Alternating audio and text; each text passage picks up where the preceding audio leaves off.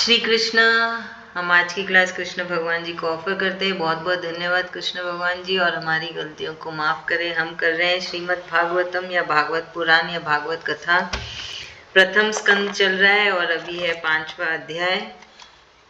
तो मैं शेयर करती हूँ स्क्रीन। तो यहाँ पे इसके पहले व्यास जी बड़े ही चिंतित और है ना अनसेटिस्फाइड है ना। व्यास जी ने सारी ग्रंथ लिख दी, सारे उपनिषद लिख दिए, वेदा सब कुछ लिख दिया। उन्होंने देखा भविष्य में मनुष्य की बुद्धि मंद होगी, तो इसके पहले जो लिख था ज्ञान वो मनुष्य को समझ में आएगा नहीं। तो इसलिए उन्होंने अपने तप से, अपने है ना ज्ञान से उन्होंने सब वेदास को बहुत सरल किया कि जो ये कलयुग में मनुष्य होंगे वो आराम से सारे है ना ग्रंथ को समझ सके, भगवान को समझ सके, उनकी भक्ति कर सके। इसलिए उन्होंने सारे है ना वेद को बहुत सरल, बहुत ही विशाल बना दिया। पर फिर भी व्यास जी संतुष्ट नहीं थे। उनको लग रहा था कुछ कमी है। जो कार्य के लिए व्यास जी आए वो कार्य हो गया, पर फिर भी लग रहा है कि मैंने कुछ नहीं, कुछ रह गया है। जैसे हमको कभी कभी लगता है ना, हम कुछ काम करते हैं और ऐसे लगता है कि कुछ कमी है, कुछ तो है जो मैं भूल रही हूँ, चूक रही हूँ। वैसे ही व्यास जी को लगता है। तो इसी बीच व्यास जी को दिखते हैं नारद जी आ रहे हैं। तो नारद जी को देख के व्यास जी बड़े खुश होते हैं और एकदम से खड़े हो जाते हैं, उनको प्रणाम करते हैं। तो अभी देखते हैं क्या बोल रहे हैं। आंटी आप है ना ऊपर का 2 लाइन पढ़िएगा, फिर हिंदी का मीनिंग करेंगे पहले। ओके। हाँ। अथ पंचमोऽध्यायः। भगवान के यश कीर्तन की महिमा और देव ऋषि नारद जी का पूर्व चरित्र।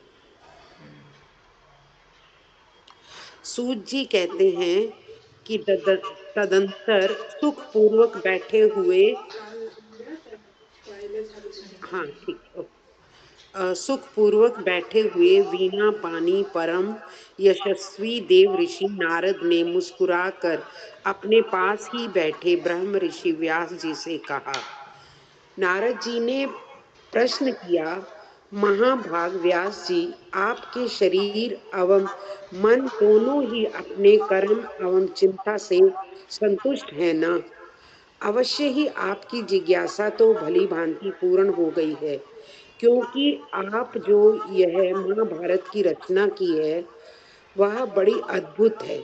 वह धर्म आदि पेज अप सभी पुरुषार्थों से परिपूर्ण है। सनातन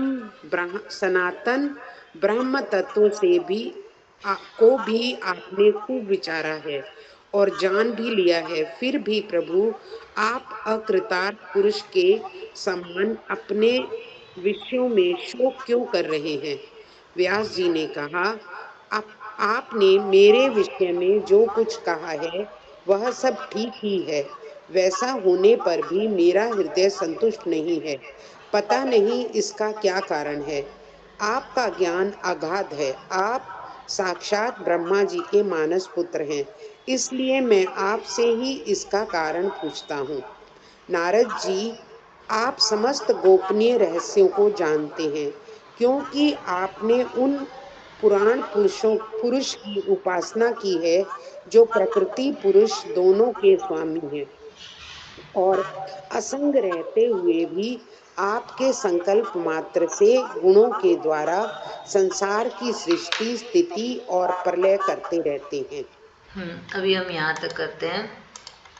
तो अभी सूत जी बोल रहे हैं कि वहाँ क्या हुआ है ना। सूत जी बता रहे हैं कि कैसे नारद जी आके वहाँ पे वेद व्यास जी के पास जाके बैठ गए नारद जी।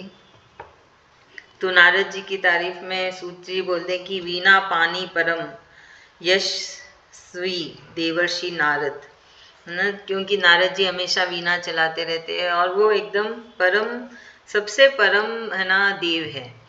तो वो ब्रह्मा जी, ये व्यास जी के पास बैठ गए। फिर नारद जी ने व्यास जी से सवाल किया कि और उनको सवाल करने से पहले उन्होंने कहा कि आपने जो महाभारत लिखी है वो बड़ी ही अच्छी है, मतलब है ना, बड़ी काबिले तारीफ है जो आपने लिखी, जो मनुष्य के लिए बड़ी ही उत्तम है। तो बोले वो तो बड़ी अद्भुत भी है, क्योंकि महाभारत सबसे बड़ी कहानी है। अगर हम देखें उसमें इतनी सारी कहानियां हैं, है ना, एक कहानी के पीछे और 100 कहानियां, बहुत बड़ी कहानी है। हम स्टोरी बुक बोल दो या हमारी धार्मिक किताब बोल दीजिए, बहुत बड़ी है। उसमें कितने सारे किरदार हैं, कितने सारे उसमें अलग अलग सिचुएशंस है, तो सब कुछ है उस महाभारत में। तो अभी नारद जी बोल रहे हैं कि पर आप संतुष्ट नहीं लग रहे हैं, है ना, आपने मन से भी किया, ज्ञान से भी किया, विचार करके लिखा, पर कुछ आप में है ना ऐसे लग रहा है कि आप संतुष्ट नहीं हैं करके। आपने कर्म दोनों, मन दोनों ही अपने कर्म से सब कुछ किया, फिर बोल रहे हैं कि आपकी जो जिज्ञासा है ना, अभी व्यास जी के अंदर क्या चल रहा है, उनके अंदर जिज्ञासा चल रही है, कुछ चल रहा है कि क्या करूं मैं और जिससे कि मुझे संतुष्टि मिलेगी, मतलब व्यास जी को संतुष्टि मिलेगी कि मैं जो कार्य के लिए आया हूं वो कार्य हो गया करके। तो नारद जी व्यास जी को आराम से पढ़ पा रहे हैं, उनके चेहरे को उन्होंने पढ़ लिया, उनके अंदर क्या चल रहा है सब कुछ नारद जी ने पढ़ लिया। अब इतने बड़े देव हैं तो सब कुछ पढ़ लिया नारद जी ने, है ना। फिर बोल रहे हैं कि आप ऐसे दिख रहे हो, मतलब अभी व्यास जी को वो बोल रहे हैं आप ऐसे दिख रहे हो जैसे कि अकृतार्थ, मतलब एक असफल इंसान, एक असफल इंसान का चेहरा कैसे होगा, है ना, वैसे दिख रहा है व्यास जी का चेहरा। तो बोल रहे कि आप ऐसे क्यों दिख रहे हो, आपने तो इतना अच्छा काम किया, अभी इतनी बड़ी महाभारत लिखी, सारे वेदास लिख दिए, सारे पुराणास लिख दिए, फिर भी आप क्यों ऐसे दिख रहे हो। तो फिर व्यास जी बोल रहे हैं कि आपने अभी जो जो बोला मेरे बारे में सब कुछ सही है, सब सही है, जो भी बोलो सब मेरे अंदर वैसे ही चल रहा है ना। और फिर ना व्यास जी बोल रहे हैं कि आप तो, आपका ज्ञान अगाध है, मतलब बहुत गहरा है। नारद जी का जो ज्ञान है सबसे गहरा ज्ञान है, क्योंकि वो ब्रह्मा जी के सबसे परम पुत्र हैं, वो इतने ज्ञानी हैं। तो बोल रहे कि आपका ज्ञान तो बड़ा गहरा है ना। और फिर आप उन भगवान की पूजा करते हो जो कि निर्माण करते हैं, सब कुछ चलाते हैं और फिर प्रलय कर देते हैं, जो कि है कृष्ण भगवान जी। तो वो अभी व्यास जी नारद जी से मदद मांग रहे हैं कि आप बताइए कि मेरी ऐसी परिस्थिति क्यों है, क्या है जो मैं चूक रहा हूँ, है ना। तो बस इतना ही बोला है व्यास जी ने। देखते और आगे क्या होता है।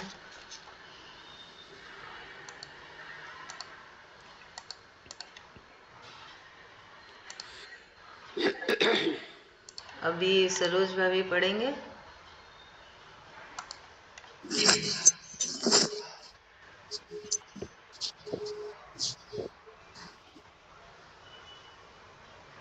यहाँ पे पढ़िए।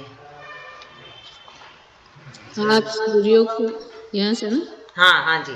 आप सूर्यों की भांति तीनों लोकों में भ्रमण करते रहते हैं और योग बल से प्राण वायु के समान सबके भीतर रहकर अंतकरणों के साक्षी भी है। योगानुष्ठान और नियमों के द्वारा परम ब्रह्म और शब्द ब्रह्म दोनों की पूर्ण प्राप्ति कर लेने पर भी मुझ में जो बड़ी कमी है उसे आप कृपा करके बतलाइए। नारद जी ने कहा, व्यास जी, आपने भगवान के निर्मल यश का गान प्रायः नहीं किया। मेरे ऐसी मान्यता है कि जिसी से भगवान संतुष्ट नहीं होते वह शास्त्र ज्ञान अधूरा है। आपने धर्म आदि पुरुषार्थ का जैसा निरूपण किया है भगवान श्री कृष्ण को महिमा का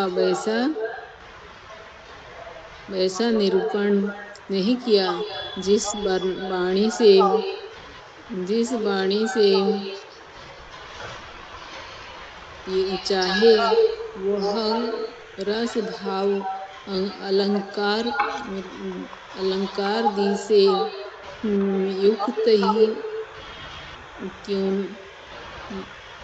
ही क्यों न हो, जगत को पवित्र करने वाले भगवान श्री कृष्ण के यश का कभी गान नहीं होता।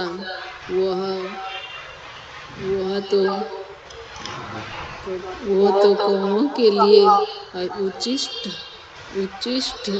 फेंकने के स्थान के समान अपवित्र मानी जाती है। मानसरोवर के एक मिनट, हाँ, यहाँ पे कमनीय कमल वन में, यहाँ से पढ़िएगा। कमनीय कमल वन में, कमल वन में बिहरने वाली हंसों की भांति ब्रह्म धाम में विहार करने वाले भगवत चरणों बिंदु स्थित परमहंस भक्त कभी उसी में रमण नहीं करते। इसी के विपरीत जिसी में सुंदर रचना भी नहीं है और जो दूषित शब्दों से युक्त भी है, परंतु जिसी का प्रत्येक श्लोक भगवान के सुयशसूचक नामों से युक्त है, वह वाणी लोगों के सारे पापों का नाश कर देते हैं, क्योंकि सत्पुरुष ऐसी ही वाणी का श्रवण, गान और कीर्तन किया करते हैं। वह निर्मल ज्ञान भी जो मोक्ष की प्राप्ति का साक्षात साधन है, यदि भगवान की भक्ति से रहित हो तो उसी की उतनी शोभा नहीं होती। फिर जो साधन और सिद्धि दोनों ही दशाओं में सदा ही अमंगल रूप है, वह काम्य कर्म और जो भगवान की अर्पण नहीं किया गया है, ऐसा हेतुक निष्काम कर्म भी कैसे सुशोभित हो सकता है। महाभाग व्यास जी, आपकी दृष्टि अमेध है, आपकी कीर्ति पवित्र है। आप सत्यपरायण, यहाँ पे आप सत्यपरायण एवं दृढ़ व्रत हैं। आप सत्यपरायण एवं दृढ़ व्रत है, इसीलिए अब आप संपूर्ण जीवों को बंधन से मुक्त करने के लिए समाधि के द्वारा अचिंत्य शक्ति भगवान की लीलाओं का स्मरण कीजिए। जो मनुष्य भगवान की लीला के अतिरिक्त और कुछ कहने की इच्छा करता है, कहने की इच्छा करता है, वह उस इच्छा से ही निर्मित अनेक नाम और रूपों का चक्करों में पड़ जाता है। जाता है। भाभी उसी एक की मिनट एक बुद्धि। मिनट एक मिनट भाभी एक मिनट, हम यहाँ तक करते हैं। अच्छा। तो अभी यहाँ पे व्यास जी बोल रहे हैं नारद जी को कि आप तो हमेशा तीनों लोक में भ्रमण करते रहते हैं। नारद जी एक जगह नहीं बैठते हैं, वो घूमते ही रहते हैं और नारायण नारायण करते रहते हैं और बोलते हैं आप सबके हृदय में भी वास करते हो। इसलिए तो व्यास जी के अंदर कुछ चल रहा था और नारद जी आ गए। व्यास जी ने तो नारद जी से हेल्प नहीं मांगी थी, वो तो बड़े चिंतित थे और वो सोच रहे थे कि मैं क्या करूं कि है ना मुझे संतुष्टि मिले। मुझे ऐसे लगा कि मैंने अपना कार्य पूर्ण किया है ना। तो व्यास जी बोल रहे हैं कि आप सबके हृदय में भी वास करते हो और सबके मन की बात आपको मालूम है ना। फिर वो बोल रहे हैं कि मैंने पूरे नियम अनुसार, पूरे है ना योग अनुसार जो भी जैसे लिखना चाहिए था वैसे ही मैंने सारे ग्रंथ वेदा सब कुछ लिखा और उससे मुझे परम ब्रह्म और शब्द ब्रह्म दोनों की पूर्ति हुई, दोनों मिला। तो परम ब्रह्म मतलब सत्य और शब्द ब्रह्म मतलब जो शब्दों से निकलते। शब्द से क्या होगा? ओम, सबसे पहला ओम हुआ है ना। फिर सारे वेदास जो हम बोल रहे हैं वो शब्द हुए ना। तो व्यास जी बोल रहे कि मुझे दोनों की है ना, दोनों ब्रह्म की प्राप्ति हुई है ना, पर फिर भी मुझे कुछ कमी लग रही है। तो इसके ऊपर अब नारद जी बोल रहे हैं कि व्यास जी आपने है ना भगवान के पवित्र यश का तो गुणगान ही नहीं किया। आपने तो लिख दिया मनुष्य को कि क्या क्या करना है, सारे कर्म सारे धर्म लिख दिए, पर ये तो लिखा ही नहीं उनको समझाने के लिए, बताने के लिए कि उन्हें भगवान की भी पूजा करनी है। आपने भगवान की लीलाएं नहीं लिखी, जो जो भगवान ने लीला की, जो जो अवतार लिए कृष्ण भगवान ने, आपने किसी चीज का भी ना कहीं भी जिक्र नहीं किया है। सिर्फ लिख दिया है कि कैसे पाठ पूजा करनी है, क्या क्या पूजा करनी है, क्या क्या मंत्र बोलने हैं, सब कर दिया है ना। तो यहाँ पे बोल रहे हैं कि जब हम भगवान की महिमा नहीं गाते हैं है ना, गुणगान नहीं करते हैं या स्तुति नहीं करते हैं भगवान की, तो जितना भी आप कर्म और सब कर लिए वो अधूरा होता है, वो पूरा नहीं होता है ना, तब संतुष्टि नहीं मिलती है। तो इसलिए भगवान की स्तुति करना बहुत जरूरी है। तो इसमें बोल रहे हैं कि आपने धर्म आदि पुरुषार्थों का मतलब कर्म, क्या कर्म करना है, क्या धर्म करना है, वो सब कुछ व्यास जी ने लिख दिया, पर कृष्ण भगवान की महिमा का निरूपण ही नहीं किया। उसके बारे में कुछ भी नहीं लिखा कि क्या किया कृष्ण भगवान ने, कैसे किया, कब कब आए धरती पे, तो वो सब व्यास जी भूल गए है ना, वो रह गया। तो फिर यहाँ पे वही बोल रहे हैं कि आप कुछ भी लिखिए कृष्ण भगवान के लिए, या रस से हो या भाव से हो या अलंकार से हो, कैसे भी हो, आप कृष्ण भगवान की लीलाओं को लिखिए, तो फिर आपको संतुष्टि भी मिलेगी और मनुष्य को मोक्ष भी मिल जाएगा, उनके लिए राह भी हो जाएगा है ना। तो फिर यहाँ पे वही नारद जी बोल रहे हैं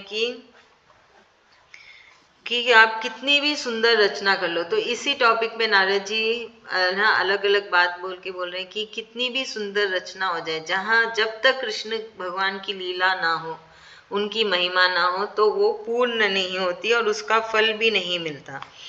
तो यहाँ पे ये भी बोल रहे नारद जी कि सिर्फ कृष्ण भगवान की लीला को हम गा लें तो भी मनुष्य के सारे पाप नष्ट हो जाएंगे।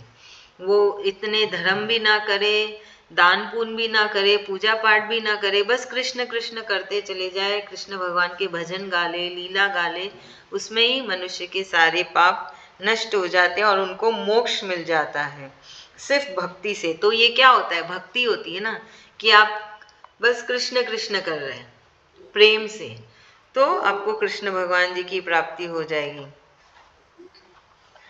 तो वो सभी यही सब बोल रहे हैं कि अगर कृष्ण भगवान का नहीं हो जिक्र तो वो अमंगल रूप हो जाता है, उसमें मंगल नहीं होता और वो पूर्ण भी नहीं होता, है ना, निष्काम हो जाता है।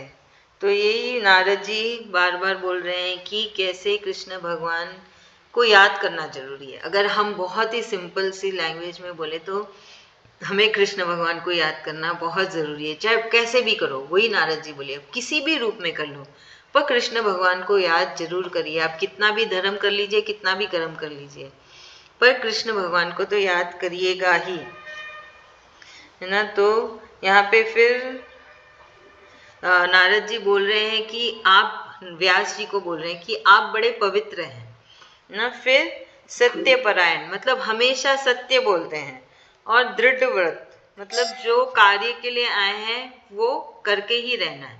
दृढ़, दृढ़ मतलब एकदम माना पक्का। तो बोलते कि आप तो वैसे हैं, तो फिर ये कैसे चूका। तो अभी आप इसमें लिखिए, अभी आप कृष्ण भगवान की लीलाओं का स्मरण कीजिए और फिर उसको है ना आप अपने पेन में उतारिए।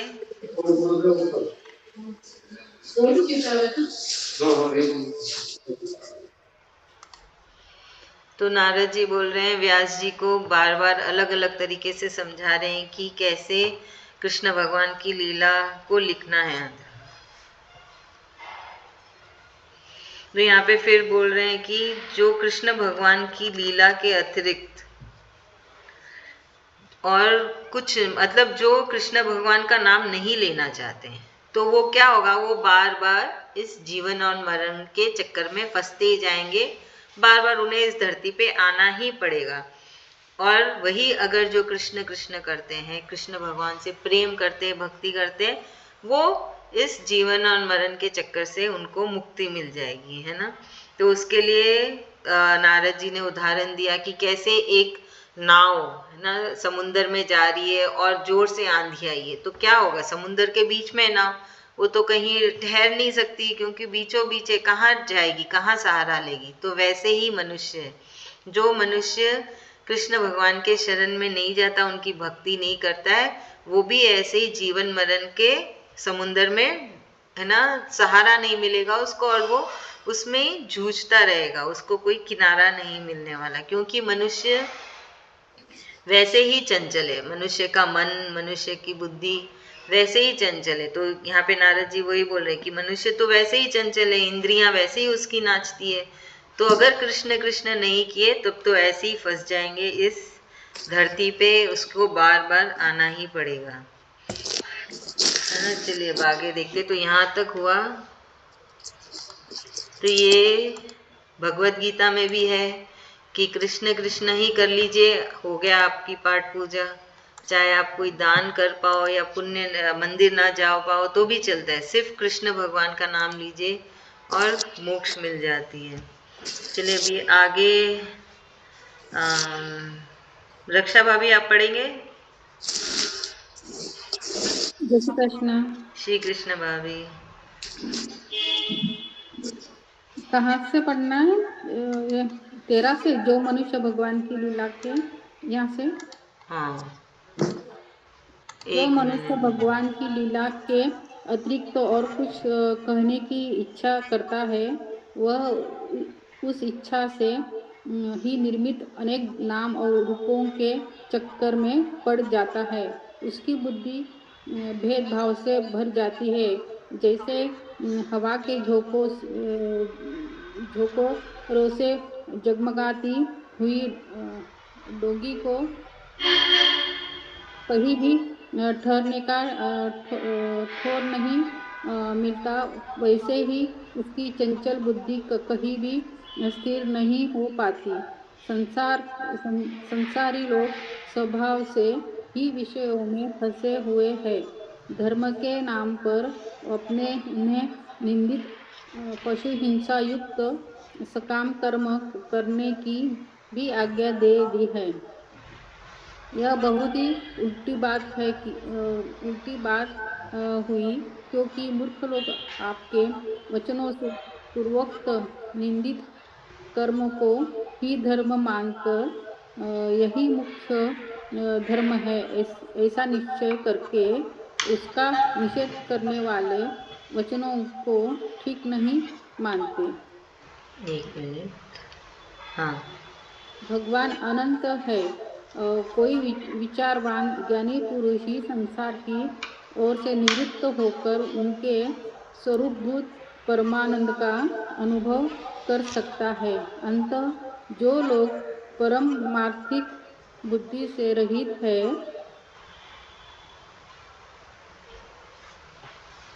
थोड़ा सा नीचे करें, नहीं, हाँ, और गुणों के द्वारा नचाए जा रहे हैं, उनके कल्याण के लिए ही आप भगवान की लीलाओं का सर्वसाधारण के हित की दृष्टि से वर्णन कीजिए। जो मनुष्य अपने धर्म का परित्याग करके भगवान की चरण कमलों का भजन सेवन करता है, भजन परिपक्व हो जाने पर ही बात ही क्या है। यदि इससे पूर्व ही उसका भजन छूट जाए तो क्या कहीं भी उसका कोई अमंगल हो सकता है। परंतु जो भगवान का भजन नहीं करते और केवल स्वधर्म का पालन करते हैं, उन्हें कौन सा लाभ मिलता है। बुद्धिमान मनुष्य को चाहिए कि वह उसी वस्तु की प्राप्ति के लिए प्रयत्न करे जो तिनके से लेकर ब्रह्मा पर्यंत समस्त ऊंची नीची योनियों में कर्मों के फलस्वरूप आने जाने पर भी स्वयं प्राप्त नहीं होती। संसार के विषय सुख तो जैसे बिना चेष्टा के दुख मिलते हैं, वैसे ही कर्म के फलस्वरूप अचिंत्य गति समय के फेर से सबको सर्वत्र स्वभाव से ही मिल जाते हैं। व्यास जी जो एक मिनट भगवान श्री कृष्ण के एक मिनट भाभी, 1 मिनट यहाँ तक करते हैं ना। तो फिर अभी यहाँ पे नारद जी, दीदी पेज नंबर कौन सा है? पेज नंबर है 99।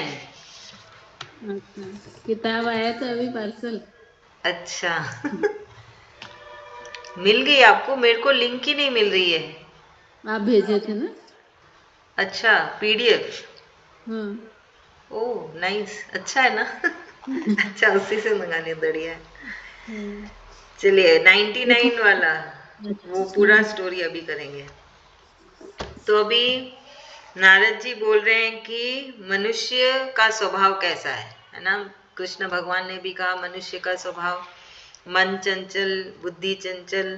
तो बोल रहे हैं क्या होगा उससे, उसके अंदर बहुत ज्यादा भेदभाव होगा, मेरा तेरा हो जाएगा, है ना। क्योंकि कृष्ण भगवान पे मन नहीं लग रहा है, तो कृष्ण भगवान पे मन नहीं लगाएंगे तो क्या होगा, राक्षस बुद्धि होएगी। राक्षस बुद्धि मतलब क्या, नेगेटिविटी, लोगों के लिए, है ना, ईर्ष्या, ये सब। तो बोले कि ये सब होने लगेगा, मनुष्य का स्वभाव तो वैसे ही ऐसा है।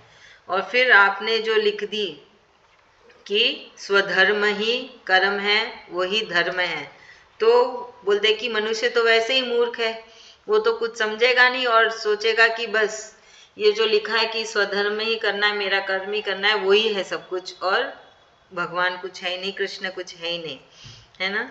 तो फिर क्या होगा उनका, उनको मुक्ति नहीं मिलेगी मनुष्य को, और बार बार इसी धरती पे आते रहना पड़ेगा।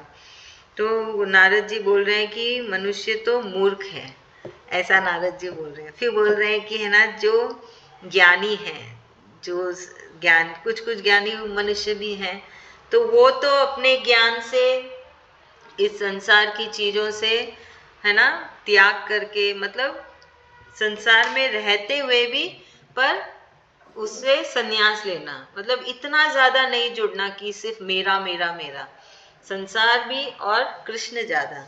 तो बोलते वो तो भी चलो, फिर भी कृष्ण भगवान को समझेंगे और कृष्ण प्राप्ति कर लेंगे, मोक्ष मिल जाएगा उनको, मुक्ति मिल जाएगी। पर जो आम मनुष्य है, जिनकी बुद्धि वैसे ही मंद है, उनके लिए तो बड़ा ही कठिन हो जाएगा, और वो समझेंगे ही नहीं, क्योंकि लिखी नहीं है। व्यास जी ने तो कुछ लिखा नहीं कृष्ण भगवान के बारे में, तो उनको लगेगा भगवान कुछ है ही नहीं, जो भी है बस मैं ही हूँ और कुछ नहीं है इस धरती में। है ना। वो सिर्फ कर्मों में फंसे रहेंगे, कर्म करते चले जाएंगे, नए कर्म बांधते चले जाएंगे, अच्छे बुरे, और बार बार इस धरती में आते रहेंगे। तो हमें कृष्ण भगवान जी को क्यों याद करना है? ताकि हम कोई न करें, नए कर्म नहीं करें। मेन पर्पस वही है कृष्ण भगवान जी को याद करने का, कि हम नए कर्म ना बांधे, बस, है ना। तो इसलिए कृष्ण भगवान को याद करना है। कर्म तो करना ही है, जो हमारी ड्यूटी करनी है, जो रोज की पाठ पूजा है वो भी करनी है, जो हम बचपन से करते आ रहे हैं, है ना, जब से होश संभाला है। प्लस अभी जो ज्ञान मिल रहा है, कृष्ण कृपा हुई है कि हमें कृष्ण कृष्ण करना है ज्यादा से ज्यादा। उससे क्या होगा? नए कर्म नहीं बंधेंगे।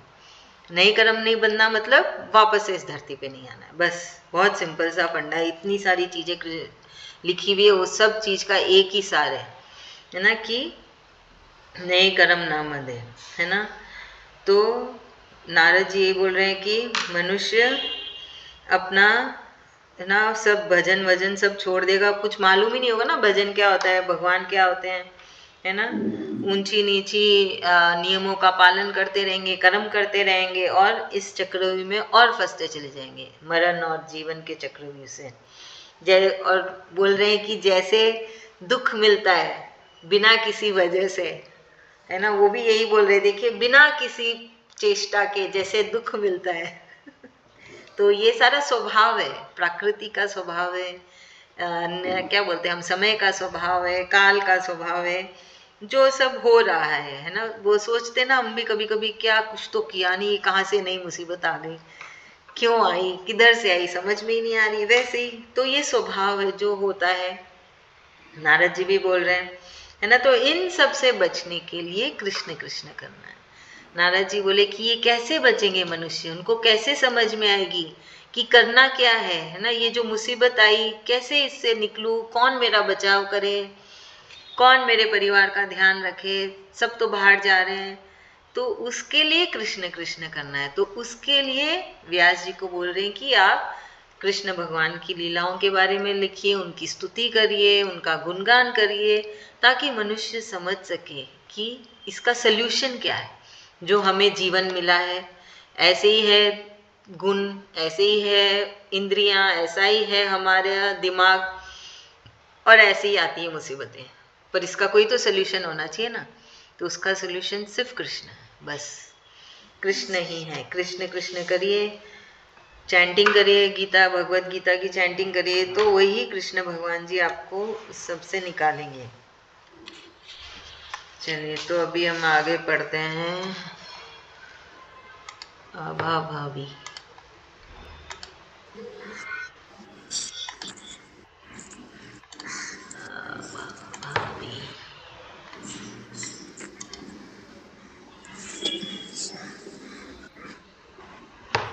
हमको पढ़ना है 16 से पढ़ना है ना? हाँ 16 से? नहीं 18 से, नहीं 16 नहीं, नीचे से पढ़ना, एक मिनट। 18। हाँ, ये व्यास जी से, यहाँ से हाँ पढ़िएगा। हाँ हाँ।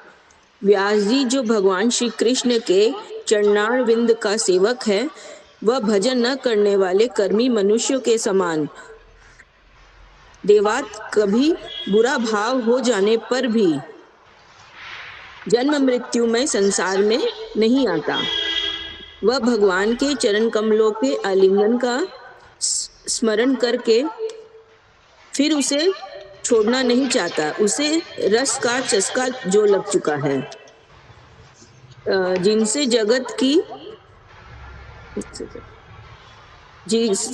की उत्पत्ति, स्थिति और प्रलय होते हैं, वे भगवान ही इस विश्व के रूप में ही हैं।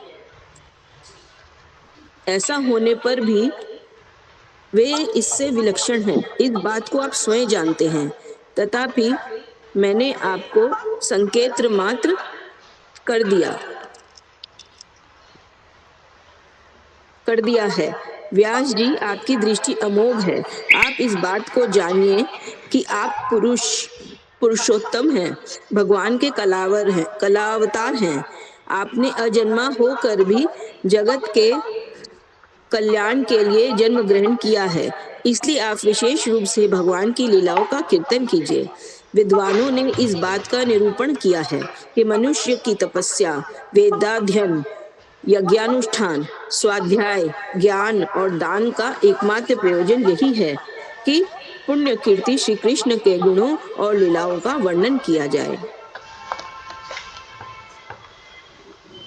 ठीक है, तो अभी यहाँ पे नारद जी बोल रहे हैं वेद व्यास जी को और उनको याद दिला रहे कि है ना आपके क्या क्या गुण हैं।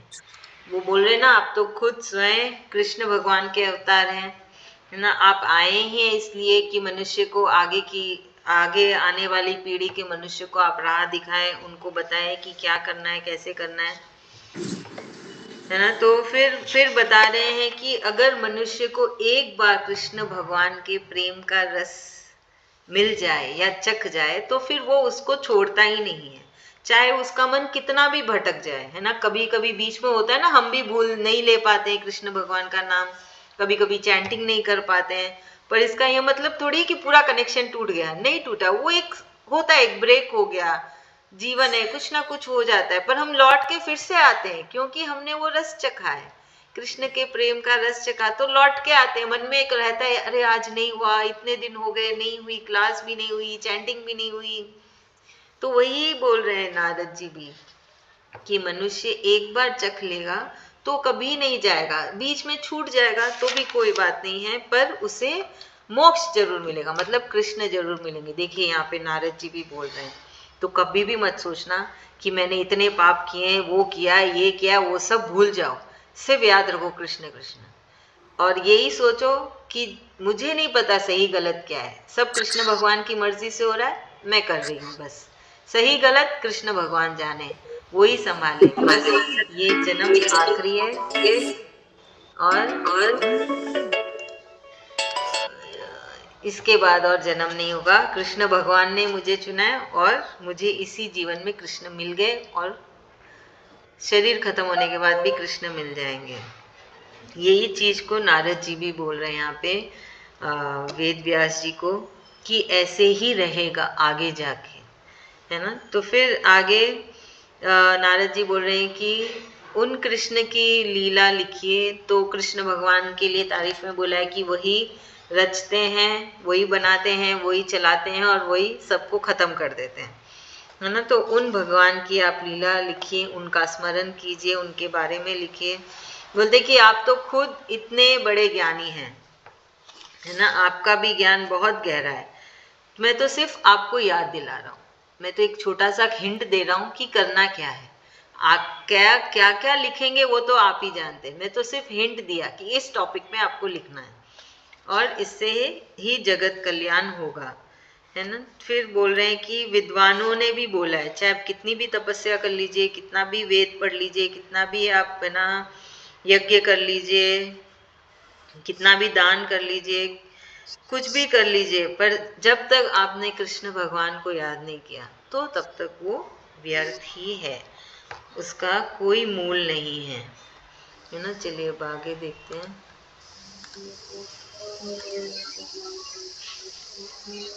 अभी कौन पढ़ेगा? सुनीता आंटी।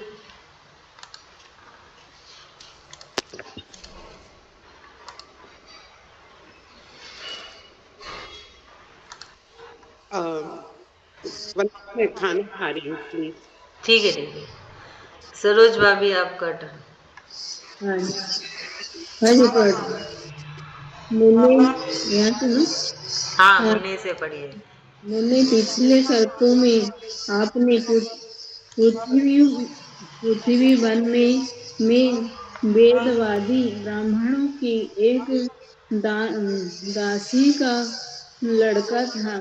वह योगी योगी वर्षा ऋतु में एक स्थान पर चतुर्मास कर चतुर्मस्य कर रहे थे। बचनों बच बचपन में ही मैं उन्हीं का सेवा में नियुक्त कर दिया गया था। मैं यद्यपि बालक था, फिर भी किसी प्रकार की चंचलता नहीं करता था, जितेंद्रिय था, खेल कूद में दूर रहता था और आज्ञानुसार उन्हीं की सेवा करता था। मैं बोलता भी बहुत कम था। मेरे इस शील स्वभाव को देखकर समदर्शी मुनियों ने मुझे सेवक पर अत्यंत अनुग्रह किया। उन्हीं की अनुमति प्राप्त करके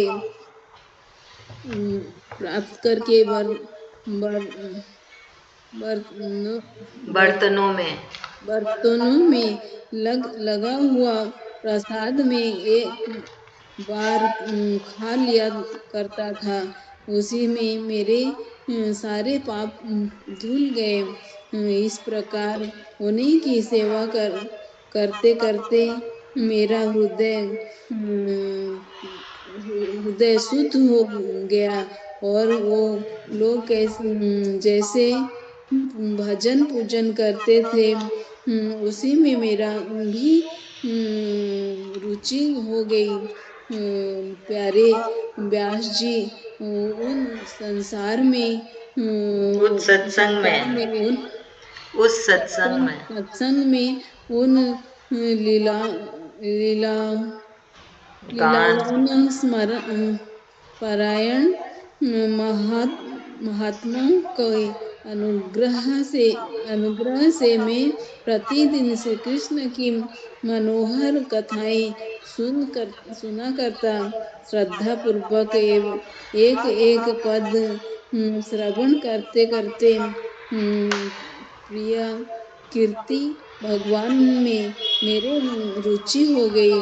हाँ, एक मिनट। अभी यहाँ पे नारद जी अपनी कहानी बता रहे हैं कि नारद जी कैसे बने, है ना। तो नारद जी बोल रहे हैं कि ये जो जन्म है, जो इस कल्प में आए नारद जी, पिछले कल्प में मतलब ये एक प्रलय हो गया, उसके पहले वाले में नारद जी एक दासी के पुत्र थे और वो दासी मुनियों के यहाँ पे काम करती थी। तो नारद जी बहुत छोटे थे, तभी उनको कार्य दे दिया गया था कि आप ये सब मुनि की सेवा करेंगे। तो नारद जी बोल रहे कि मैं बहुत छोटा था, पर फिर भी मेरा नियंत्रण था मेरे इंद्रियों पे, मैं बिल्कुल भी बदमाशी नहीं करता था, एक बहुत अच्छा बच्चा था और सब मुनि वर्ग की सेवा करता था। और खाना कैसे खाते थे, जब सारे मुनि खाना खा लेते थे, उनके बर्तन में जो झूठ रह जाती थी उसी को नारद जी इकट्ठा करके बस एक ही समय में खाते थे और उससे ही उनके सारे पाप धुल गए। और हमेशा उन मुनियों से कृष्ण भगवान की कहानियां सुना करते थे, रोज थोड़ा थोड़ा, और उन्होंने अच्छे से स्मरण किया, मतलब उन्होंने अच्छे से अपने अंदर उतारा नारद जी ने। तो उससे क्या हुआ, उनको कृष्ण भगवान से और प्रेम हो गया और कृष्ण भगवान के प्रति उनकी श्रद्धा बढ़ी, विश्वास बढ़ा, है ना। और उनका हृदय और भी शुद्ध हो गया, है ना। हमारे हृदय में बहुत कुछ चलता है ना, तो बोलते हैं कि ऐसे कृष्ण भगवान की कहानियां सुनते सुनते मेरा हृदय बहुत शुद्ध हो गया, मेरे सारे पाप भी खत्म हो गए और वो एकदम, है ना, निस्वार्थ भाव से सारे मुनि की सेवा करते रहते थे ना। तो यही लिखा है। तो ये अब हम जानेंगे कि नारद जी कैसे बने नारद जी, ना। तो ये था एक कल्प पहले, मतलब ये जो इसका भी हिसाब आएगा, हम आगे देखेंगे। तो चलिए अब देखते हैं आगे की स्टोरी। आंटी आप पढ़ेंगे? हाँ हाँ, अब मैं पढ़ती। अच्छा, एक मिनट।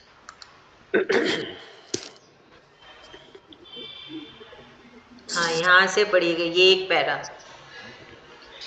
महामुने, जब भगवान में मेरी रुचि हो गई, तब उन मनोहर कीर्ति प्रभु में मेरी बुद्धि भी निश्चल हो गई।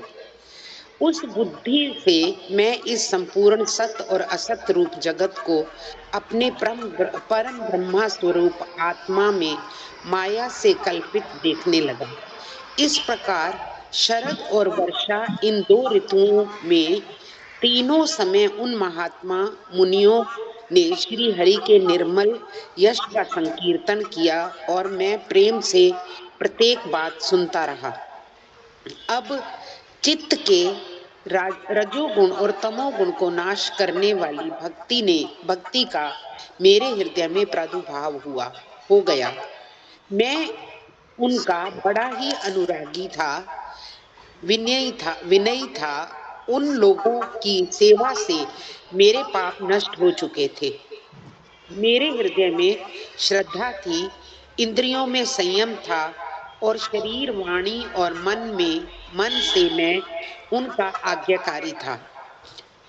उन दीन वत्सल महात्माओं ने जाते समय कृपा करके मुझ उस बोहतम ज्ञान का उपदेश दिया, जिसका उपदेश स्वयं भगवान ने अपने श्रीमुख से किया है। उस उपदेश से ही जगत के निर्माता भगवान श्री कृष्ण की माया के प्रभाव को मैं जान सका, जिनके जान लेने पर उनके परम पद की प्राप्ति हो जाती है। हाँ ठीक है, तो अभी नारद जी आगे कंटिन्यू कर रहे हैं कि कैसे नारद जी ने अपनी इंद्रियों पे काबू किया, है ना, अपने मन पे काबू किया, कैसे उनके शरीर से तमोगुण रजोगुण चले गए, है ना। तो नारद जी की रुचि और बढ़ती चली गई कृष्ण भगवान जी के ऊपर, और वो रुचि इतनी बड़ी कि वहीं कृष्ण भगवान पे ही जाके स्थित हो गई, एकदम फिक्स हो गया, है ना। फिर और उनका मन नहीं चला कि मैं उस भगवान को भी मानूं क्या, मैं इस पूजा पाठ को भी करूं क्या, कुछ नहीं। उनको उनकी रुचि सिर्फ कृष्ण भगवान पे जाके एकदम टिक गई, है ना। बुद्धि, मन, इंद्रियां सब कुछ कृष्ण भगवान जी पे आके अटक गया उनका, है ना। तो फिर इससे क्या हुआ, उनमें शक्ति आ गई, है ना। हम सबके अंदर शक्ति है, हम उसको जगाना है। कैसे जगेगा, जब हम सब इंद्रियों को काबू में करेंगे, गुणों को काबू में करेंगे, तब जाके हम जान सकेंगे। तो वही बोल रहे हैं नारद जी की फिर मैं अपने अंदर के ना परम ब्रह्म स्वरूप आत्मा में माया से, तो अब नारद जी के हृदय में माया नहीं है, योग माया। आपको याद है ना, हमारे हृदय में कृष्ण भगवान है, उनके इर्द गिर्द योग माया घूमती है, जो कि हमें अंदर बैठे कृष्ण भगवान से दूर रखती है। पर अब नारद जी की ऐसी परिस्थिति है, वो योग माया हट चुकी है। तो अब नारद जी अपने अंदर की शक्ति से, है ना, कृष्ण भगवान को समझ रहे हैं, सत और असत के रूप को समझा, कृष्ण भगवान को समझा, कृष्ण भगवान की माया को समझा, है ना। तो फिर वो बोल रहे हैं कि कैसे ये जो दो ऋतुएं हैं, शरद और वर्षा, ये थी, और वो सब, है ना, उस समय ये महात्मा लोग सब बैठ के कीर्तन कर रहे थे और नारद जी भी बड़े प्रेम से सुन रहे थे। तो नारद जी के प्रेम को देख के उन मुनिवरों ने जाते जाते, मतलब मुनिवर है एक जगह पे तो टिकेंगे नहीं, तो कहीं और जा रहे थे, तो जाते जाते नारद जी को उन्होंने सबसे गुह्यतम, मतलब बहुत ही सीक्रेट ज्ञान, वो ऐसी सीक्रेट चीज बताई जो कि खुद कृष्ण भगवान ने अपने मुख से कही थी, है ना। तो फिर उस ज्ञान को पाके क्या हुआ ना, उन नारद जी को और ज्ञान मिला। और फिर इसके पहले नारद जी के हृदय में भक्ति देवी आके वास करी, जिसके वजह से उनके शरीर से तमोगुण और रजोगुण भी खत्म हो गए थे, निकल चुका था, है ना। तो अब नारद जी का हृदय एकदम पवित्र, सिर्फ कृष्ण के प्रति भक्ति, श्रद्धा और प्रेम, है ना। अभी उनकी इंद्रियां भी काबू में, शरीर, मन, वाणी पे हमारा कंट्रोल होता नहीं है, बहुत खतरनाक होती है वाणी, पर नारद जी ने उसमें भी बड़ा संयम पा लिया, और वो बड़े ही आज्ञाकारी एक, है ना, सेवक थे सारे मुनियों के। तो अभी उनको इतना जो गुह्यतम, मतलब बहुत ही सीक्रेट, एकदम खासम खास, जो ऐसे मिले ही ना, वैसा वाला ज्ञान नारद जी को मिल गया है। और फिर नारद जी और समझ पाए योग माया के प्रभाव को, कृष्ण भगवान को, है ना, और कृष्ण भगवान की उन्हें प्राप्ति हुई। तो ये है नारद जी की स्टोरी। अभी हम लोग नारद जी की स्टोरी समझ रहे हैं, सुन रहे हैं, जान रहे हैं कि नारद जी कैसे बने। चलिए अब आगे रक्षा भाभी ये पढ़िएगा, सत्य संकल्प व्यास जी। आप म्यूट है। हाँ पढ़े। सत्य संकल्प व्यास जी, पुरुषोत्तम भगवान श्री कृष्ण के प्रति समस्त कर्मों को समर्पित कर देना ही संसार के तीनों तपों की एकमात्र औषधि है। यह बात मैंने आपको बतला दी। प्राणियों को जिस पदार्थ के सेवन से जो रोग हो जाता है, वही पदार्थ चिकित्सा विधि के अनुसार प्रयोग करने पर क्या उस रोगों को दूर नहीं करता। इसी प्रकार यद्यपि सभी कर्म मनुष्य को जन्म मृत्यु रूप संसार के चक्र में डालने वाले हैं, तथापि जब वे भगवान को समर्पित कर दिए जाते हैं, तब उनका कर्मपना ही नष्ट हो जाता है। इस लोक में जो शास्त्र विहित कर्म भगवान की प्रसन्नता के लिए किए जाते हैं, उन्हीं से पराभक्ति युक्त ज्ञान की प्राप्ति होती है। इस भगवर्थ कर्म के मार्ग में भगवान के आज्ञानुसार आचरण करते हुए लोग बार बार भगवान श्री कृष्ण के गुण और नामों का कीर्तन तथा स्मरण करते हैं। प्रभु, आप भगवान श्री वासुदेव को नमस्कार है। हम आपका ध्यान करते हैं। प्रद्युम्न, अनिरुद्ध और संकर्षण को भी नमस्कार है। इस प्रकार जो पुरुष चतुर्व्यूह रूपी भगवान मूर्तियों के नाम द्वारा प्राकृत मूर्ति रहित अपाकृत मूर्ति मंत्र मूर्ति भगवान यज्ञ पुरुष का पूजन करता है, उसी का ज्ञान पूर्ण एवं यथार्थ है। एक मिनट, एक छोटा सा के ये भी पढ़ लीजिए। ब्रह्मन, जब मैंने भगवान की आज्ञा का इस प्रकार पालन किया, तब इस बात को जानकर भगवान श्री कृष्ण ने मुझे आत्मज्ञान, ऐश्वर्य और अपनी भावरूपा प्रेम भक्ति का दान किया। व्यास जी, आपका ज्ञान पूर्ण है। आप भगवान की ही कीर्ति का, उनकी प्रेममयी लीला का वर्णन कीजिए। इससे बड़े बड़े ज्ञानियों की भी जिज्ञासा पूर्ण होती है। जो लोग दुखों के द्वारा बार बार रोन दिया जा रहा है, उनकी दुख की शांति इसी से हो सकती है और कोई उपाय नहीं है। इति श्रीमद्भागवते महात्म्यपुराणे परमहंस्यां संहितायां प्रथमस्कन्धे व्यास नारद संवादे पंचमोध्याय। हरिओम तत्सत, हरिओम तत्सत, हरिओम तत्सत। कृष्ण अर्पणमस्तु। तो अभी यहाँ पे नारद जी बोल रहे हैं कि अपना सारा कर्म कृष्ण भगवान जी को अर्पण कर दीजिए, समर्पित कर दीजिए। यही टॉपिक है इस नेक्स्ट पैरा का। तो यहाँ पे नारद जी बोल रहे हैं कि सत्य संकल्प ना, व्यास जी की तारीफ करते हुए बोल रहे हैं। तो व्यास जी एकदम सत्य, हमेशा सत्य ही बोलते हैं। उन्होंने संकल्प लिया। तो बोल रहे हैं कि इस धरती में अगर एक ही काम करना है कि अपना सारा कर्म समर्पित कर दीजिए, है ना, कृष्ण भगवान जी को अर्पण कर दीजिए। वो एकमात्र ही औषधि है, वो एकमात्र ही उपाय है कृष्ण भगवान को पाने का, कृष्ण मोक्ष पाने का, भगवत प्राप्ति पाने का, मुक्ति पाने का। तो जैसे बोलते हैं कि अभी कोई रोग लगा है ना, तो जिस कार्य से रोग लगा है वो कार्य अगर हम बंद कर दें तो रोग नहीं लगेगा। तो हम कर्मों के वजह से ही इस धरती पे बार बार आते हैं। वो कर्म ही हम अगर समर्पित कर दे कृष्ण भगवान पे, तो इस धरती पे बार बार आना नहीं पड़ेगा, है ना। बहुत सिंपल सा लॉजिक है।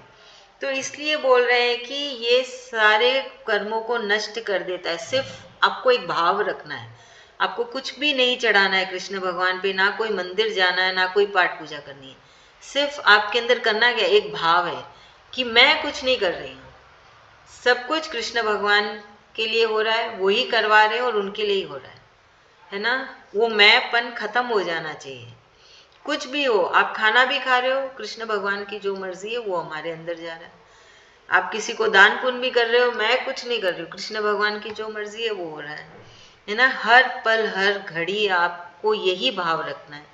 यही चीज बोल रहे ना नारद जी, और ये कृष्ण भगवान ने भी भगवत गीता में यही चीज बोली थी कि सब कुछ मुझे अर्पण कर दो।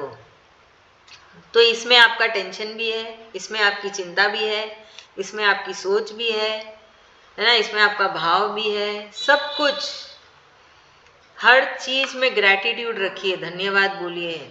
जब कभी आपके मन को अच्छा लगे, चेहरे पे मुस्कान आए, जब कभी दिल दुखी हो तो माफी मांगे। ये सब बहुत छोटी सी चीज है, पर हमेशा करनी है। कोशिश करते रहेंगे, कृष्ण भगवान देखेंगे आपकी कोशिश कैसी है, तो वो खुद ही आपको तथास्तु कर देंगे, आशीर्वाद दे देंगे, और आप हमेशा याद करेंगे, है ना। तो नारद जी भी यही बोल रहे हैं व्यास जी को कि ये चीज आप लिखिए अपने ग्रंथ, आप जो लिखेंगे अभी कृष्ण भगवान की लीला में, तो इसको आप जरूर स्पष्ट करिएगा, इसको लिखिएगा कि ये एकमात्र औषधि है कृष्ण प्राप्ति, सारे है ना बुरे कर्म को माफ करने का, और वापस इस धरती पे नहीं आने के लिए, ये एक ही मात्र चीज है। तो देखिए, तो ये फिर अब आगे नारद जी, तो यही चीज है जो नारद जी बार बार बोल रहे हैं, है ना। तो फिर बोल रहे हैं कि नारद जी ने ऐसा ही किया। तो अभी इसमें देखिए, फिर नारद जी बोल रहे हैं कि आप कृष्ण भगवान को कैसे भी पूज लो, मंत्र के मूर्ति, मंत्र मूर्ति रूप, है ना। फिर ये भगवान मूर्ति रूप, फिर नाम द्वारा आप कृष्ण भगवान की फोटो देख के, उनका नाम लेके, या उनके मंत्र को जाप करके, किसी भी रूप से बस कृष्ण को याद कर लीजिए। वो एक ही एक रास्ता है कृष्ण को पाने का, है ना। वही है पूजा, वही है असल पूजा। तो बोलते आगे नारद जी बोल रहे हैं कि मैंने ऐसे ही किया, जिससे कृष्ण भगवान प्रसन्न हो गए, और फिर उन्होंने क्या दिया नारद जी को, ऐश्वर्य। कैसा वाला ऐश्वर्य कि वो नारद जी बने अगले जन्म में, है ना। वो जो कल्प खत्म हुआ उसके बाद नारद जी जैसे जन्म हुए, उनको ये भगवान का रूप मिला, इतनी प्रेमा भक्ति मिली। नारद जी की भक्ति कितनी परम है, हम तो उस तक पहुंचना भी बहुत मुश्किल है। वो तो हमेशा नारायण नारायण करते रहते हैं, कृष्ण कृष्ण करते हैं, और जब उनसे उनके ही बारे में सोचते हैं। तो ये मिला कृष्ण भगवान जी से नारद जी को। याद है ना, नारद जी अपनी पिछले जन्म की स्टोरी बता रहे हैं कि मैं इस जन्म में नारद जी कैसे बना। तो बोल रहे हैं कि बस आप, व्यास जी को बोल रहे हैं कि बस आप ऐसे ही लिखिए, मैंने आपको संकेत दे दिया, आपको सारी हिंट बता दी, आपको याद भी दिला दिया और समझा भी दिया, है ना। तो बोल रहे हैं कि जो लोगों को बार बार दुख आता है, बहुत स्वाभाविक है, जीवन में आता ही रहता है कुछ नया नया दुख, एक जाता नहीं दूसरा रेडी रहता है आने के लिए। तो उससे निकलने का, उससे बचने का ये एकमात्र सल्यूशन है कृष्ण कृष्ण, है ना। इसी से, उन सारे दुखों से उस कृष्ण से ही शांति मिलेगी। देखिए लिखा है, दुख की शांति इसी से हो सकती है और कोई उपाय नहीं है। ये आखिरी लाइन है इसका, इस चैप्टर का। तो प्लीज याद रखिएगा, दुख आएगा ही, बहुत स्वाभाविक है, उसका सल्यूशन है कृष्ण।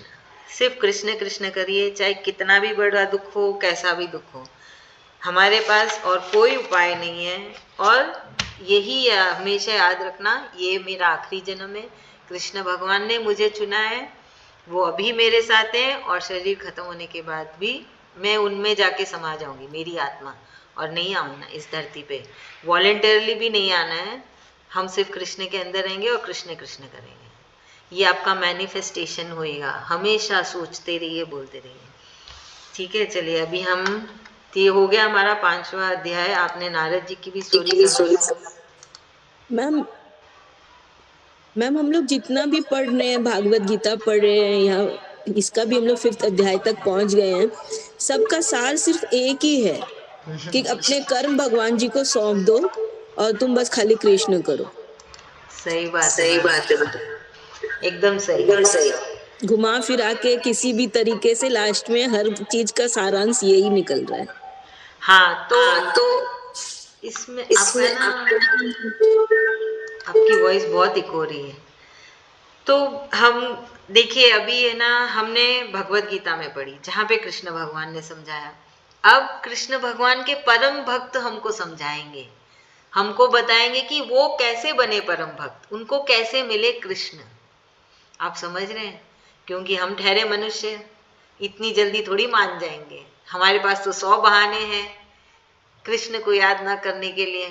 तो इसलिए अब उनके भक्त आएंगे, एक एक करके सारे भक्त आके हमको बताएंगे कि वो कैसे बने। जैसे अब नारद जी ने बताया, नारद जी कैसे बने, ब्रह्मा जी बताएंगे कि वो ब्रह्मा कैसे बने, है ना। तो ये एक्चुअल में देखा जाए ना, हमको कन्विंस किया जा रहा है कि आप भी एक परम भक्त बन जाओ, आप भी एक अर्जुन बन जाओ, आप भी एक नारद बन जाओ, आप भी एक ब्रह्मा जी बन जाओ। वो कैसे बने, इन्फ्लुएंस कर रहे हैं हमको आज के टाइम के लिए बोल देते हो, हमें वो इन्फ्लुएंस कर रहे हैं। They are the influencers, high level influencers जो सोशल मीडिया में नहीं है, और हमको समझा रहे हैं, बता रहे हैं, अपनी कहानियां बता रहे हैं, है ना, कि हम भी उनसे प्रभावित हो जाए कैसे। तो भी थोड़ा सा भी प्रभावित हुए तो बस, ये तो कलयुग है, इतना तो हमें तब करना भी नहीं है। थोड़े प्रभावित हुए तो भी कृष्ण है बस। इसलिए तो राजा परीक्षित आने दिया कलयुग को कि अरे मनुष्य को इतनी मेहनत नहीं करनी पड़ेगी कृष्ण को पाने के लिए, थोड़ी सी मेहनत में ही कृष्ण मिल जाएंगे, है ना। तो ये है एक्चुअल में भागवतम। सब भगवान को भी समझेंगे हम, कृष्ण को और समझेंगे, और थोड़ा प्रेम जागेगा उनके प्रति, विश्वास मैंने जागेगा। आज फेसबुक पे एक स्टोरी सुनी, पढ़ी। हाँ तो उसमें था कि भगवान ने मनुष्य को बनाया, तो बनाते समय भगवान ने उसको बुद्धि दी, सोचने की शक्ति दी, सुंदरता दी, ऐसा सब दे के फिर नीचे भेजा। और एक चीज गिर गई तो भगवान जी ने उसने अपने पैर के नीचे दबा दिया। तो लक्ष्मी जी पूछती है, भगवान आपने तो मनुष्य को जब नीचे गिराया उसके साथ सब कुछ दे दिया, लेकिन एक चीज आपने अपने पैर के नीचे दबा दी। तो भगवान जी बोलते हैं, मनुष्य धरती पे आएगा, सब कर्म करेगा, पैसा कमाएगा, सब कुछ करेगा, लेकिन जो उसको ना शांति नहीं मिलेगी। कुछ भी कर ले जीवन में, सब वो नौकरी करेगा, पैसा कमाएगा, संसार का सब सुख लेगा, लेकिन उसको शांति नहीं मिलेगी। तो शांति कैसे मिलेगी? जो शांति वो इतना करने के बाद भी शांति नहीं मिलेगी, तो लक्ष्मी जी पूछती है कि कैसे मिलेगी? तो फिर बोलते हैं, भगवान जी बोलते हैं तो कि वो जो मनुष्य मेरी भक्ति करेगा, मेरा नाम लेगा, तभी उसको शांति मिलेगी। सही बात है, एकदम सही, तो है ना। इसका मतलब यही हुआ कि भगवान ने शांति अपने पैरों के नीचे दबा ली थी। हाँ, मन की मन शांति। की शांति। सही है। थैंक यू, आपने बहुत अच्छी स्टोरी शेयर की। पैरों के नीचे दबाने से मतलब ये हुआ कि वो भगवान ने अपने पास रखी है, और हमें वो कब मिलते हैं, वो जब हम उसके लिए कुछ परमार्थ करते हैं, उसके लिए कुछ काम करते हैं, तभी वो हमें मिलती है। मतलब कहने का ये मतलब पैरों के नीचे नहीं, मतलब उन्होंने अपने पास रखी है, वो अपनी हमें पास में। वो हमें अर्न करनी पड़ेगी, वो हमें ऐसे नहीं मिल जाएगी, वो सही हमें बात अर्न है। करनी पड़ेगी। उसके लिए हमें प्रयत्न करने पड़ेंगे, और प्रयत्न क्या है, ये बार बार वो समझा ही रहे हैं कि बस एक ही नियम जो अपना लो कि सारे कर्म कृष्ण को समर्पित कर दो। सही कोई बात है। भी काम करो उससे पहले एक बार के लिए रुक के बस ये सोच लो कि आप ही कर रहे हैं, आपके द्वारा ही हो रहा है।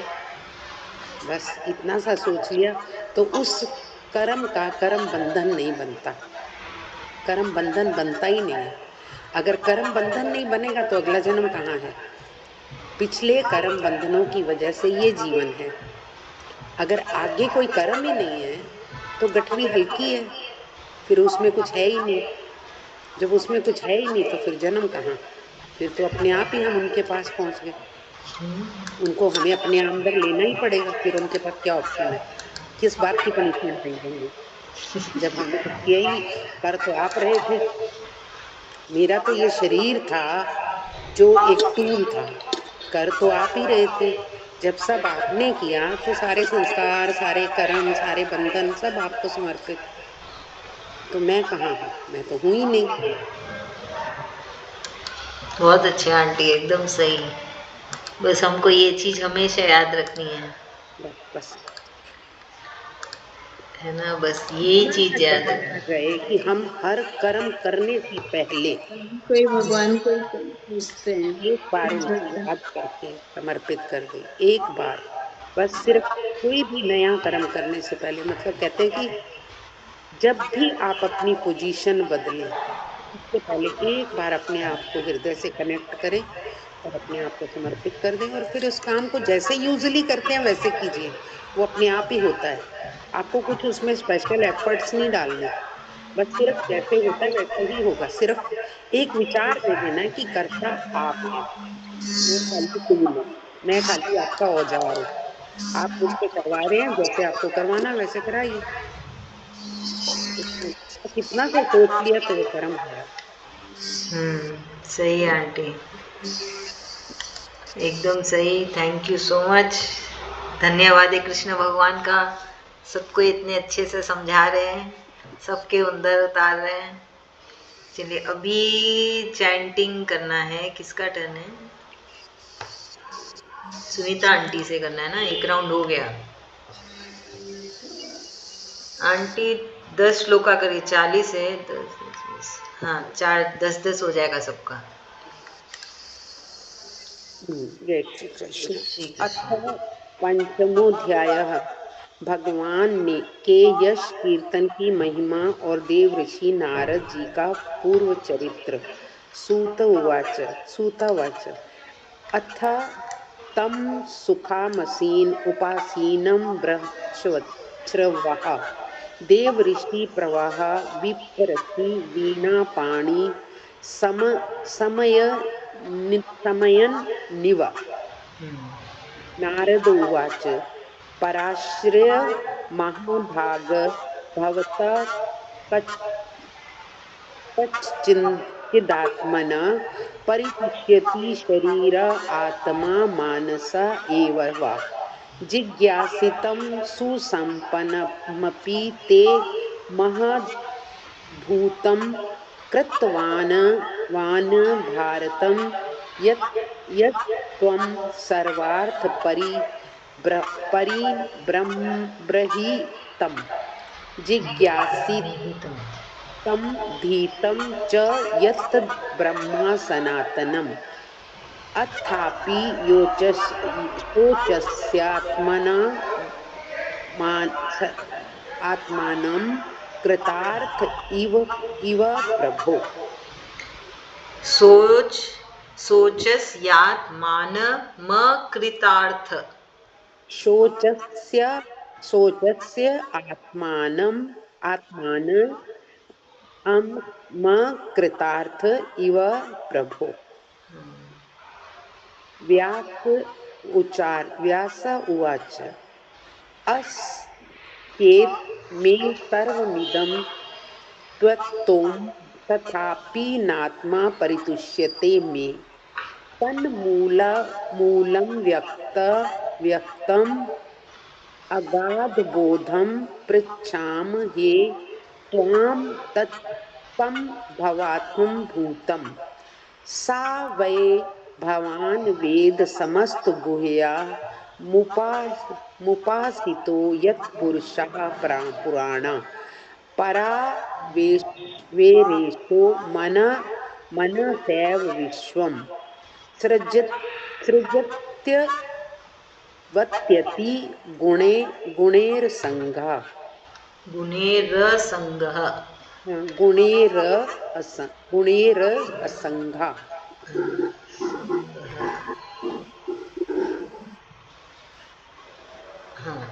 त्वं परिवर्तन नरक इव त्रिलोकी मन्श्वरो वायुर्वात्मा साक्षी परावरे ब्राह्मण धर्मन्तो वृत्तिः सनातस्य मे न्यूनमलं विचस्व।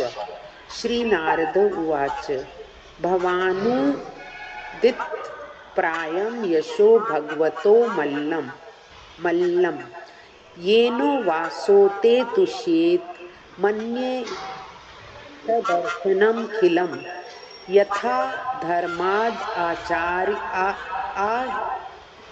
धर्म।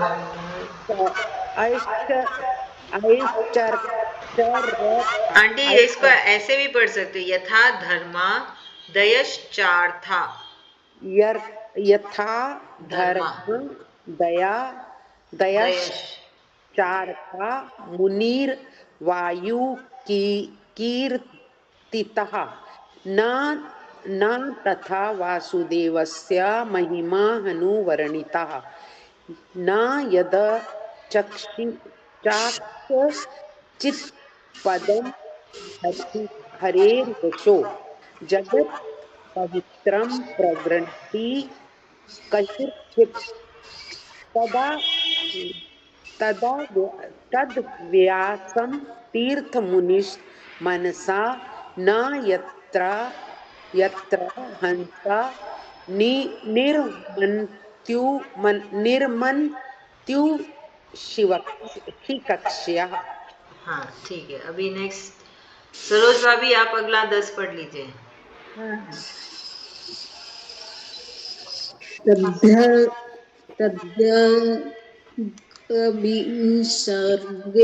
विसर्गो जनताद्ध विप्लवो यस्मिन् प्रतिश्लोकमद्धवत्यपि नामन्यन्तस्य यशो गीतानि यच् शृण्वन्ति गायन्ति गृह्णन्ति साधवः नैष्कर्म्यमप्यच् भाववर्जितं नासोहते ज्ञानफलं निरञ्जनं कुतः पुनः भद्रमीश्वरे न चार्पितं कर्म यदप्यकारणं यतो महाभाग भवानमोघदृक् शुचिस्रवः सत्यव्रतो धृतव्रतः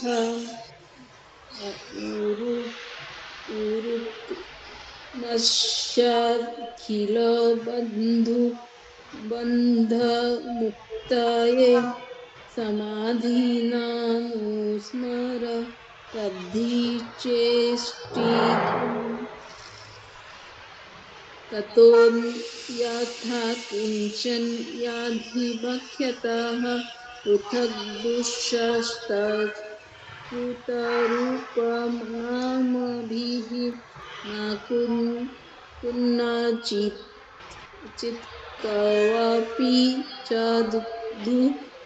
स्थितमतिं लभ्येत बातहत नैरिवास्पदम्।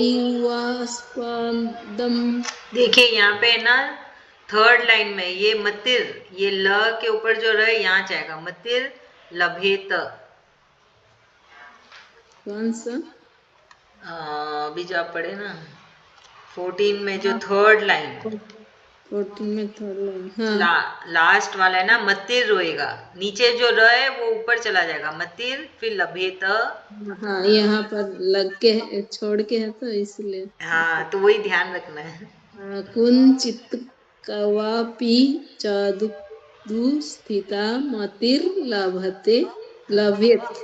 हाँ लभेत लभेत वाताहत नैरिवास्पदम्। लभेत नहीं होगा, पूरा तो है ना इसलिए लभेत। लभेत, अच्छा हिंदी में नहीं पढ़ना। हाँ मतिर लभेत लभेत। लभेत। ठीक है आगे पढ़िए। जुगुप्सितं धर्मकृते नुशासतः स्वभावरक्तस्य महान् व्यतिक्रमः युद्धक्यतो धर्म यद्व्य है ना, यद्वा यद्ध द के नीचे व है, यद्वाक यद्वा यद्वाक्यतो धर्म इति तरः स्थितो न मन्यते तस्य निवारणं जनाः विचक्षेणो स्यार्हति वेदितुं विभोरन्तपारस्य निवृत्तिं तः सुखं प्रवर्ते मानस्य गुणैरनात्मनस्ततो भवान् दर्शय चेष्टितं विभोः त्यक्त्वा स्वधर्मं चरणाम्बुजं हरेर्भजनं पक्वबोध पते ततो यत्र भद्रमभूदमुष्य किं को पार्थ आप्तो भजतं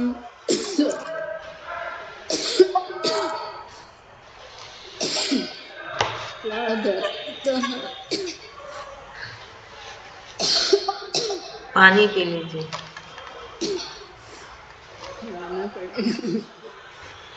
ब्रेक लोगे क्या? नहीं ठीक है। तस्यैव हेतोः प्रयतेत कोविदो न लभ्यते यद्ब्रह्मत्तमुपर्यधः तल्लभ्यते दुःखवत्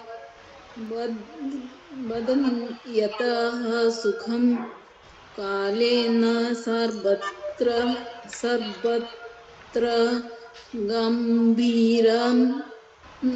गम्भीरं हसाम् नावे जनो जातु कथञ्च न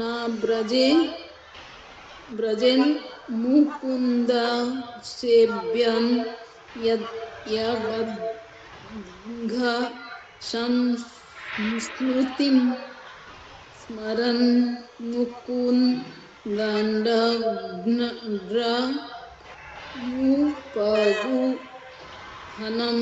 पुनर्विहातुमिच्छन्ते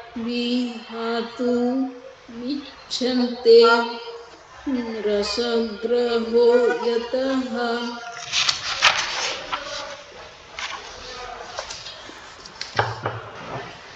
इदं हि वैश्वं भगवानिवेतरो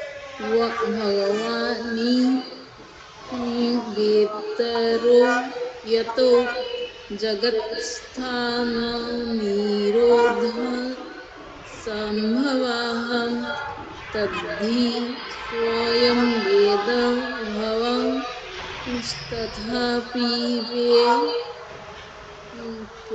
प्रादेशमात्रं भवतः प्रदर्शितम्। हाँ ठीक है। अभी आभा भाभी आप पढ़ लीजिए। हाँ। त्वमात्मनात्मानवेद्यमोधृत् परस्य पुंस परमात्मनः कलम् अजं प्रजातं जगतः शिवायत महानुभावभ्योऽधिगण्यताम् इदं हि पुंसस्तपसः श्रुतस्य वा शिविष्टस्य सूक्तस्य च बुद्धिदत्यो अविच्युर्थोऽर्थं कविभिनिरूपिते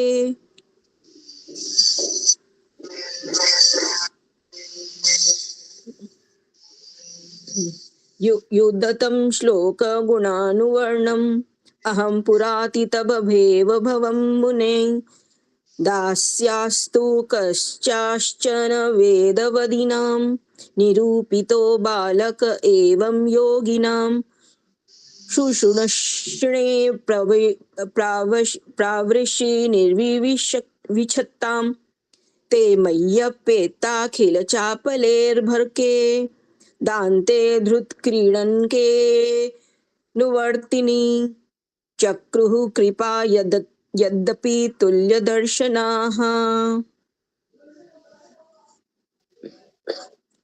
शुष्माणे मुन्योलप्य भाषिणी उच्छिष्टले पाननुमोदितौ द्विजैः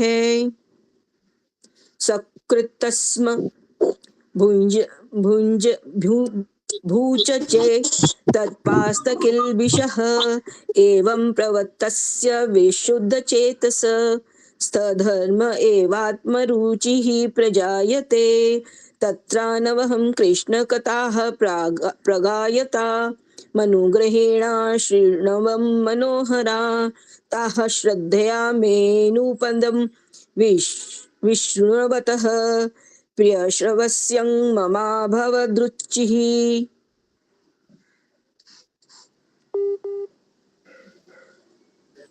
मैम थोड़ा सा नीचे करना होगा। तस्मिस्सदा लब्धरुचेर्महामुने प्रियश्रवस्य खलितामर्तिमं मर्म ययाहमेत्सदस्य स्वमायया पश्ये मयि ब्रह्मणि कल्पितं परे इत्थं शरत्प्रावृषिकावृत्हरे विष्णुर्वर्तो मेनुसंवं यथोपमलं संकीर्त्यमानं मुनिभिः हारतम्भिः भक्ति प्रवक्तात्मरजस्तमोपहा तस्यैवं मेनुरुक्तस्य प्रक्षितस्य हतेन सह श्रद्धाधानस्य बालस्य दान्तस्यानुश्चस्य च अन्वोचन् गमिष्यन्त कृपया दीनवत्सलाः। दीदी 10 हो गया, आगे बढ़ें क्या? हाँ नहीं, रक्षा भाभी, येनेनाहं भगवतो रक्षा भाभी का वासुदेवस्य वेधसं मायानुभावममिदं येन गच्छन्ति तत्पदम्। हाँ रक्षा भाभी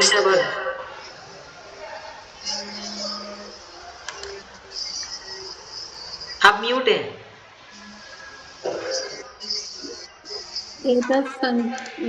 एतत्सन् सुचितं ब्रह्मं स्थापत्र चिकित्सितं यदीश्वरे भगवती कर्म ब्रह्मणि भवितम् आमयो यश्च भूतानां जायते येन सुव्रत तदेव ह्यमयं द्रव्यं न पुनाति चिकित्सितम् एवं शृणां क्रियायोगाः सर्वे संस्कृति हेतवः त एवात्मविनाशाय कल्पन्ते कल्पिताः परे यदत्र क्रियते कर्म भगवत्परितोषणं ज्ञानं यत् दधिनं हि भक्तियोगसमन्वितम् कुर्वाणा पत्रकर्माणि भगवच्छिक्षया सकृत गृह्णन्ति गुणनामानि कृष्णस्यानुस्मरन्ति च नमो भगवते तुभ्यं वासुदेवाय धीमहि प्रद्युम्नाय निरुद्धाय नमः संकर्षणाय च। हाँ ये देखिए गृणंती है, नीचे से तीसरा लाइन ग के नीचे री की मात्रा है ना, तो आप ये याद रखिएगा हमेशा। ठीक, अभी यहाँ पे इति मृत्युर्भिन्नानेन मंत्रमूर्तिकं यजते यज्ञपुरुषं स सम्यग् दर्शनं पुनाम इमं स्व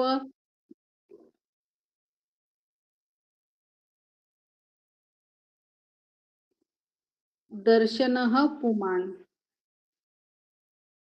इमं स्वनिगनं ब्रह्मन् न वेत्य मदनुष्ठितम् अदान्मे ज्ञानमे स्वरं स्वस्मिनं भावं च केशवः त्वमपदभ्रश्रुत विश्रुतं विभोः समाप्यते येन वेदां बुभुत्सितम् अख्याहि दुःखे मुहुर्दिता मनां संक्ले शनिवाण मुशन्ति नान्यथा। हाँ देखिए, अभी ये थोड़ा कॉम्प्लिकेटेड है ना, तो आख्या ही, फिर दुखेर, मुहुर्रर, मुहुर्रर, हिंदी में नहीं पढ़ना है, चलेगा, छोटा छोटा ब्रेक करिए। मुहुरर दीतात मनाम, फिर संक्लेश निर्वाण मुशंति नान यथा, है ना, ठीक है, चलेगा, पर फिर भी बहुत अच्छा पढ़ रहे हैं आप सब, बहुत डिफिकल्ट है ये लास्ट लाइन पढ़ लीजिए। इति श्रीमद्भागवते महापुराणे परमहंस्या संहितायां प्रथमस्कन्धे व्यास-नारद संवादे पंचमोऽध्याय। हरि ओम तत्सत्, हरि ओम तत्सत्, हरि ओम तत्सत्। धन्यवाद बहुत बहुत कृष्ण भगवान जी का, आप सबका भी। हमने कर ली आज 5वां अध्याय। ठीक है, फिर हम फिर से मिलेंगे। Thank you so much. जय श्री कृष्ण। श्री कृष्णा, श्री कृष्णा। दीदी आपने वो जो कल और परसों में नहीं रहूंगी। वो भेजा है PDF फाइल में, वही मंगवानी है क्या? हाँ, वही मंगवानी है, सरोज भाभी मंगा भी ली। हाँ मंगवा मेरे लेना। को 2 दिन में आ गया। अच्छा, बढ़िया है ना। बेंगलोर से बेटा कर दिया ऑर्डर, हाँ हाँ, लेकर आ गया। अच्छा, अब क्या बोल रहे थे? सरोज भाभी, आप कैसे ऑर्डर किए? पता नहीं बेटा ही अच्छा, क्योंकि लिंक नहीं है ना, तो